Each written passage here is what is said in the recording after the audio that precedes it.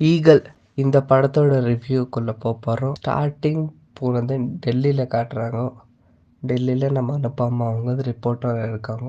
அங்கே ஒரு கிளாத்தை தொட்டு பார்த்துட்டு, இந்த கிளாத் அங்கே யூரோப்பில் ஃபேமஸ், பட் இந்தியாவில் இது யாருக்கும் தெரியாது அப்படின்னு ஸ்டார்ட் ஆகுது. இது ஒரு ஆர்டிக்கலாக ரிலீஸ் ஆகுது.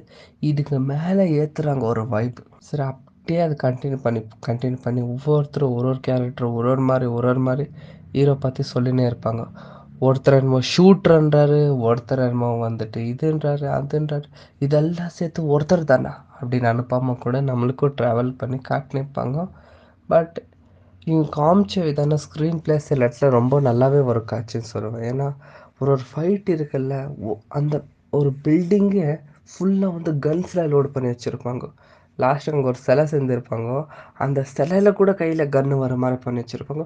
வேறு லெவல் கன் சீன்ஸ். செகண்ட் ஹாஃபெல்லாம் வேறு லெவல் வைப் எடுத்துக்கணும். இங்கே அனுப்பாம தான் ஆல்மோஸ்ட் கடை கூட எல்லாம் லாஸ்ட் வரைக்கும் ட்ராவல் ஆகிருப்பாங்க. அவங்களோட சேர்ந்து நாங்களும் ட்ராவல் ஆகும். இன்னொரு ஹீரோனு கேரக்டர் வரும். அது ஜஸ்ட் ஒரு சாங்குக்கு வரும். பட் அது கூட டீசெண்ட் ஆயிடுச்சு. படம் 2.75 மணி நேரம் போனாலும் கொஞ்சம் அப்படி இப்படி செகண்ட் ஹாஃப் அங்கங்கே இதாச்சு. அந்த ஹீரோயின் போர்ஷன் கிட்ட மிகத்த எல்லா இடத்துலையும் சூப்பராக ஒர்க் அவுட் ஆச்சு.